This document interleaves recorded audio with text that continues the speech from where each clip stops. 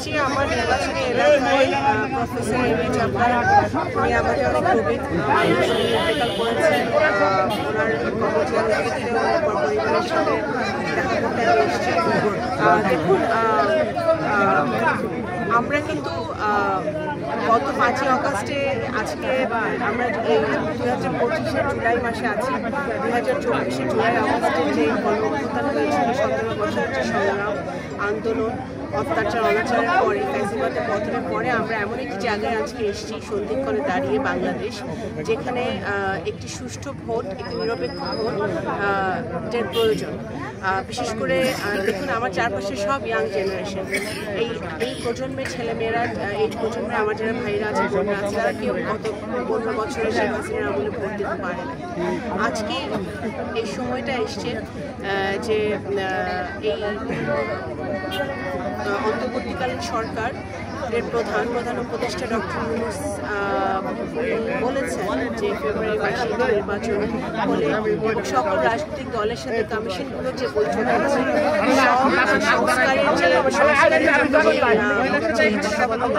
পয়েন্টগুলোতে প্রত্যেকটি রাজনৈতিক দল একমত হয়েছে। সেসব পয়েন্টগুলো অতি দ্রুত বাস্তবায়ন করে নির্বাচনের দিকে যাওয়াটাই বাংলাদেশের জন্য, বাংলাদেশের জনগণের জন্য সুখকর হবে এবং এটা বাঞ্ছনীয় হবে।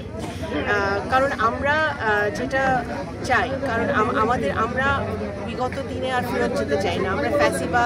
আমরা ফ্যাসিবাদে ফেরত যেতে চাই না, আমরা গণতন্ত্রহীনতায় ফেরত যেতে চাই না, আমরা সংবাদপত্র স্বাধীনতা চাই, আমরা সাংবাদিকদের স্বাধীনতা চাই, আমরা কথা বলার অধিকার চাই, আমরা আর আয়নাঘর দেখতে চাই না, আমরা খুন দেখতে চাই না, আমরা বিনা বিচারে মানুষ কারাগারে থাকবে সেটা চাই না।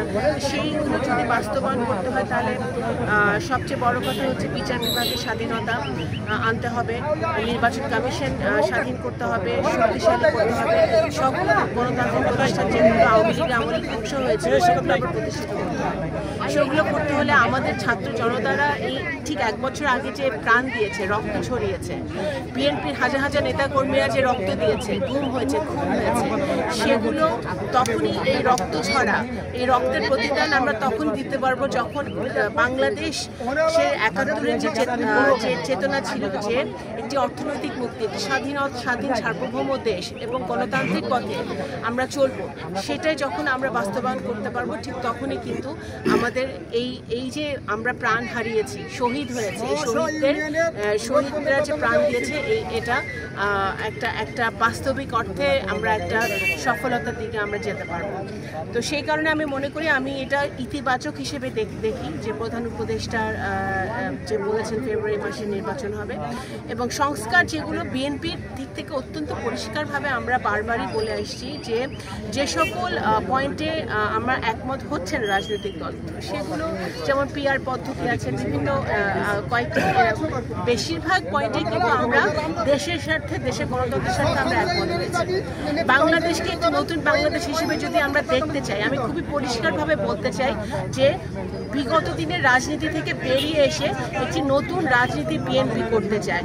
বাংলাদেশের নতুন প্রজন্মের, ভবিষ্যৎ প্রজন্মের জন্য একটি নতুন রাজনীতি, নতুন বাংলাদেশ বিএনপি উপহার দিতে চায়। সেটা যদি করতে হয় আমাদের 31 দফার আলোকে এবং প্রত্যেকটি রাজনৈতিক দল যে একমত হয়েছে সেই পয়েন্টগুলো আমরা নিয়ে সংস্কার করে, যেসব পয়েন্টগুলো আমরা একমত হইনি সেসব পয়েন্টগুলো আমাদের প্রত্যেকটি রাজনৈতিক দল ইশতেহারে থাকবে, সেই ইশতেহার নিয়ে জনগণের কাছে যাবে। জনগণ যদি গ্রহণ করে তাহলে সেই প্রেক্ষিতে তারা পার্লামেন্টে আসবে।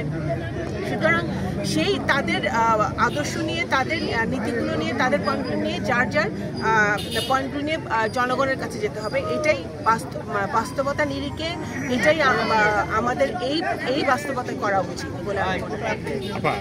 আরেকটা প্রশ্ন আছে,